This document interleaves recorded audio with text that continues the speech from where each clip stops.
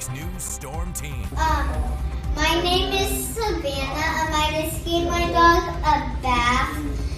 Hey Tom, how's the weather?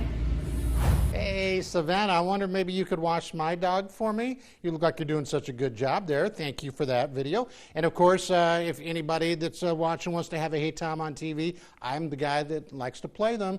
Just grab your cell phone and record a Hey Tom, email it to me, and I'd love to play it. And Savannah, I think you're going to like the weather tomorrow because it'll be pretty nice. Looking at Minot right now, the temperature is 70 degrees, winds out of the west-northwest at 13, and in Bismarck, pretty nice. Now, notice the camera's shaking. It has been pretty blustery. The wind's 13 miles an hour, some stronger wind gusts, 73 degrees in Bismarck. Temperatures across western North Dakota, and you can sure tell where the thicker cloud deck is. Look at that. Knock the temperatures back into the 50s, and the wind is roughly 5 to 15 miles an hour.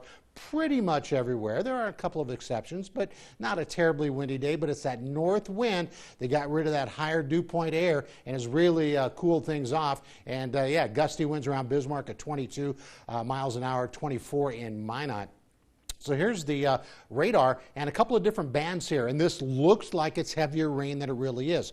But the darker green that you see there, that's where we're going to have a little better chance of maybe more of it reaching the ground. And right here, a little bit of yellow showing up. That's likely a pretty good little rain shower right there. But again, most of that is pretty light. So looking at a precision cast by 8 o'clock tonight, you can see that most of the rain is going to be around I-94 to the south.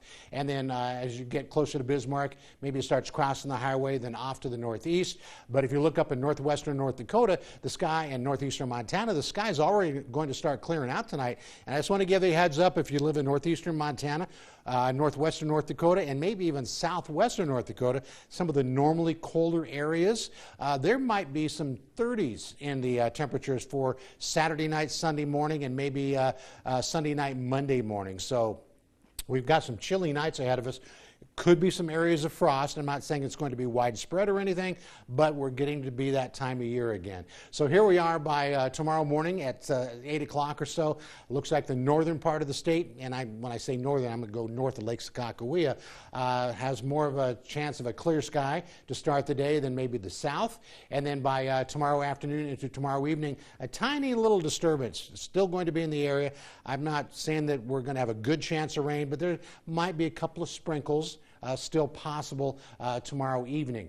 So as we look at our forecast, and it does look like overall for an average, these are very nice temperatures tomorrow. So enjoy the weather. Next 72 hours for Dickinson, very pleasant temperatures, warming by Sunday. Should be back into the 80s in Williston by Sunday.